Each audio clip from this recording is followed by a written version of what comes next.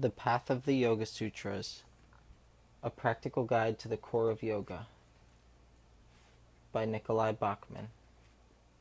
Part 1, Key Principles. Chapter 3, Purusha, Pure Inner Light of Awareness. Weapons cannot cut this. Fire cannot burn this.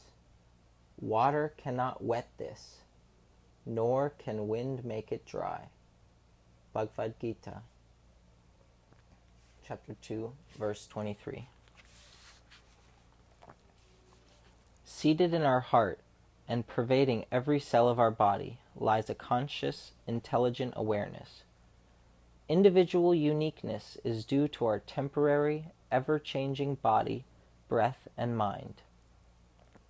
These outer layers of ourselves surround an inner, divine light of awareness called Purusha, or Atman, which illuminates the truth and expresses love and compassion.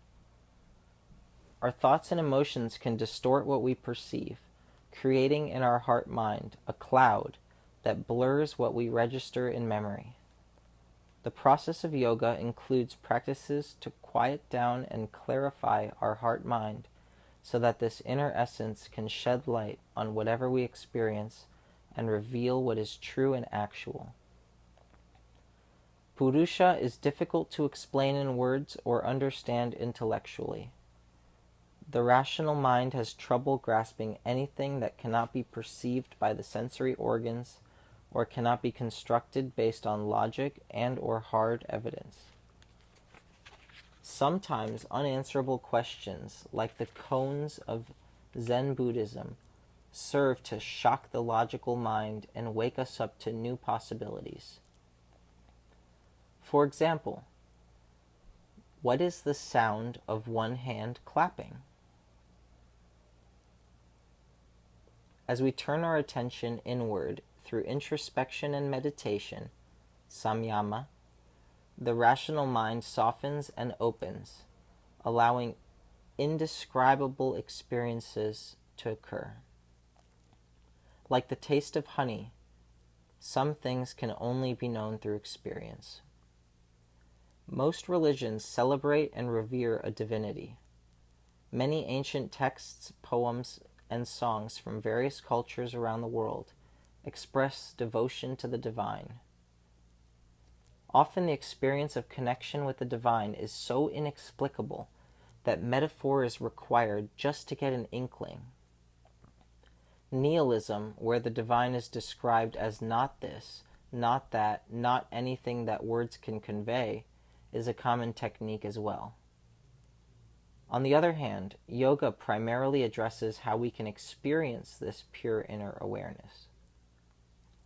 This divine inner spectator, also called the seer, simply watches events unfold in the heart-mind.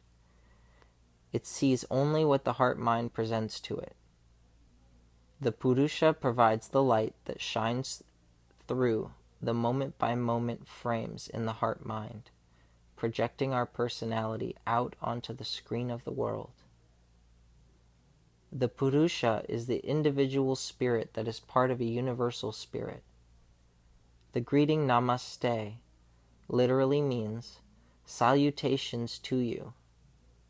On a deeper level, it connotes honoring the Purusha that resides inside another person. Seeing all beings as manifestations of the same light of awareness allows us to detach from outer labels, opinions, and judgments, and to act in a kinder and more compassionate way. Humans look different on the outside, but our basic inner nature is the same. The realization that all life forms share the same inner consciousness encourages us to act toward others as they are ourselves. I'll repeat that.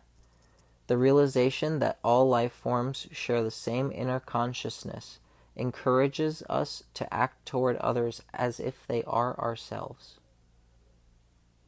It may be easier to understand Purusha in terms of what it is not: the material world, Drisha or Prakriti, matter and energy, which are considered unconscious and transient.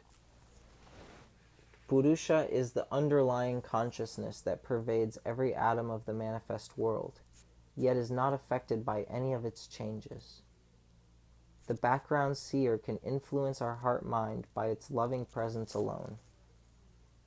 In fact, one goal of practicing yoga is to reach the state in which our decisions and actions are based on perceiving our environment clearly and accurately, illumined by the inner light of awareness, as opposed to functioning with clouded perception, induced by our ego to think we are nothing but the chatter and habitual patterns active in our heart-mind. The Purusha, quiet, still, and changeless, watches the activities present in our heart-mind. Have you ever noticed how when we become quiet and still, whatever is happening around us becomes much clearer and easier to observe? For example, if you walk through a mall while talking to a friend, you will notice much, much less than you would if you were sitting on a bench watching everything go on. Sitting down in a forest reveals so much more activity than hiking and or talking within the forest. Slowing down our pace in life reduces stress and enables us to observe the outside world much more clearly. Calming our breath and nervous system, pranayama, and clarifying our heart-mind, sita prasadana, will improve communication and social interactions. For example, taking a deep breath or sighing heavily automatically relaxes and slows you down, allowing you to take a quiet moment for yourself before you make an important decision. Underneath our changing body, breath, thoughts, and emotions lies a softly glowing light of awareness.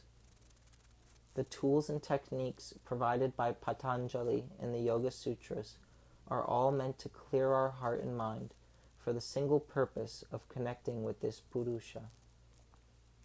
Along the way, these practices reduce impurities, cultivate inner contentment, and cause us to become kind and compassionate citizens of the world by enabling us to see this divine essence within all sentient beings.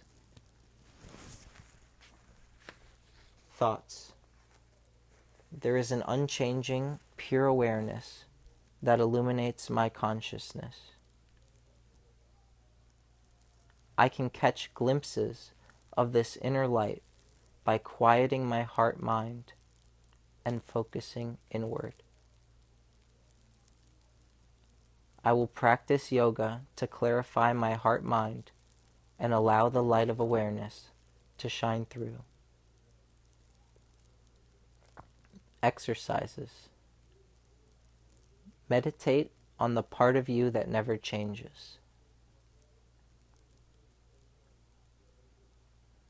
How does a belief in a divine entity help people cope with the ups and downs of life?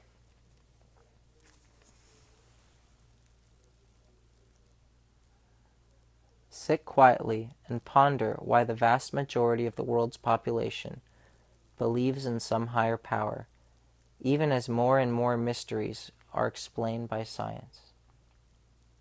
End of chapter 3.